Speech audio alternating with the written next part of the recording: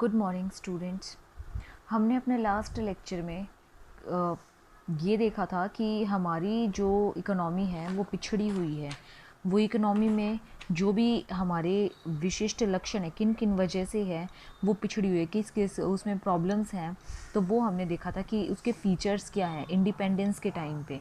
लेकिन उसके बाद हम अब ये देख रहे हैं कि हमारे जो इंडिपेंडेंस से पहले के जो कारण थे, कॉजेज़ थे, प्रिंसिपल कॉजेज़ जो थे, जो बैकवर्डनेस के, कौन से काल में, जब भारत में ब्रिटिश राज था, तो उस टाइम के हमने कुछ कॉजेज़ बताने हैं।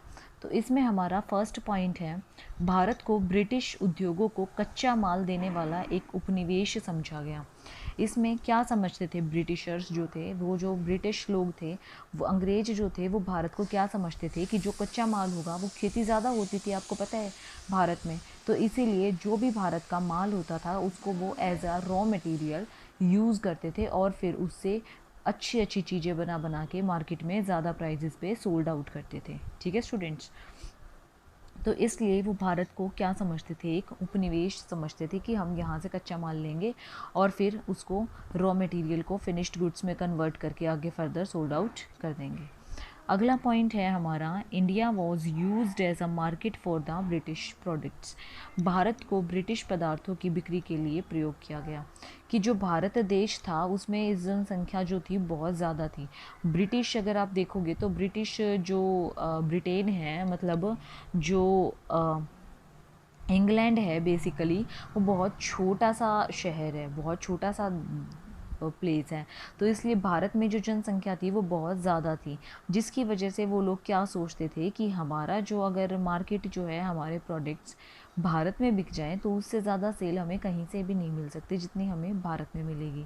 और इसी अपनी सेल को बढ़ाने के लिए उन्होंने क्या स्टार्ट किया, उन्होंने रेल को स्टार्ट किया, उन्होंने ट्रेन स्टार्ट की, ट्रेन की योजना स्टार्ट की कि जो ट्रेन हम स्टार्ट कर देंगे तो जो सप्लाई होगी माल की वो इजीली एक जगह से दूसरे जगह पर हम लेके आ जा सकते हैं। इसीलिए इन्होंने क्या किया, ट्रेन वाले सिस्टम को फैलाने की योजना बनाई, ट्रेन के जेल को फैलाने की योजना बनाई।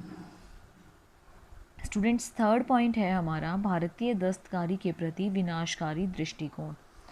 जो आपको भी पता है कि जो हैंडीक्राफ्ट चीज़ें थी भारत में सबसे ज़्यादा यूज़ होती थी, या फिर जो छोटे छोटे उद्योग खोल के लोग अपना अपना काम करते थे वो बहुत ज़्यादा हेल्पफुल होते थे और अपनी अर्निंग्स वहीं से करते थे। लेकिन क्या किया ब्रिटिशर्स ने उन चीज़ों पर अपनी tariff policy, discriminatory policy use करके उनको घरेलू बाज़ार में बिकने नहीं दिया और उनकी दस्तकारी पदार्थ की डिमांड जो थी, हैंडीक्राफ्ट प्रोडक्ट की जो डिमांड थी, उसको किससे रिप्लेस कर दिया, अपने प्रोडक्ट से रिप्लेस कर दिया, अपनी मशीनरी वाले प्रोडक्ट से उनको रिप्लेस कर दिया। ठीक है स्टूडेंट्स।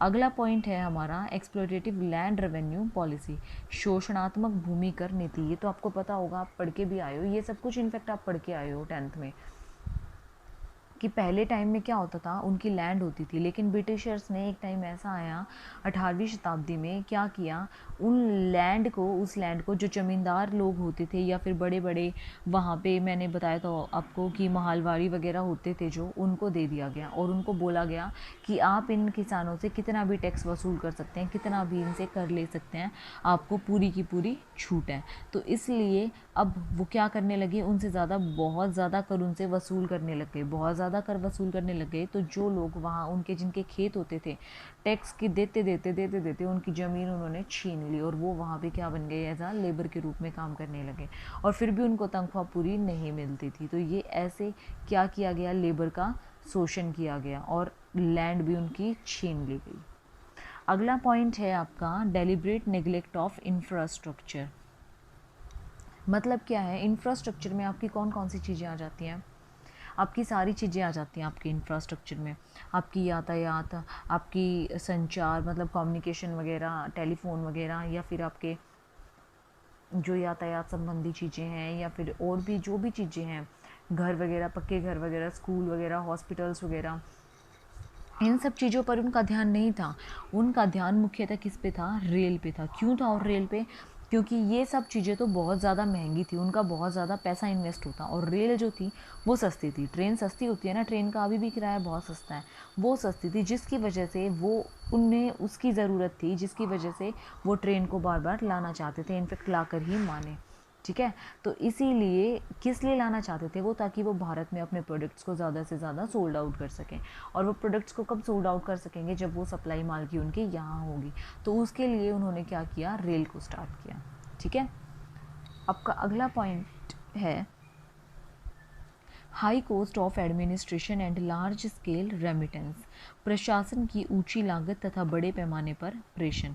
इसमें क्या हुआ, अंग्रेजी सरकार ने जो इंडियन इकोनॉमी थी उसकी जो एडमिनिस्ट्रेशन थी उसके ऊपर बहुत हाई कॉस्ट पे, हाई लागत पे जो है उस पर थोप दिया गया कि जो भी काम होगा आप करवाओ और हमें इतना पैसा चाहिए, या फिर इतनी राशि इंग्लैंड को भेजना, या फिर या कुछ भी करना। मतलब आप महंगे से महंगे उनके ऊपर क्या लगाने शुरू कर दिए, टैक्स वगैरह लगाने शुरू कर दिए, जिसकी वजह से प्रोडक्ट्स जो थे वो बहुत ज़्यादा महंगे हो गए। ठीक है स्टूडेंट्स, ये हमारा इस चैप्टर का लास्ट टॉपिक था जो हमने आज कवर कर लिया है। अब आप इस चैप्टर को जल्दी से अपनी नोटबुक्स में लिख लो। कोई भी प्रॉब्लम हो तो मुझे बता देना, मैं आपको इसके नोट्स प्रोवाइड कर रही हूँ। ठीक है। इसमें आपकी आगे चैप्टर में अपेंडिक्स में इकोनॉमिक सिस्टम है।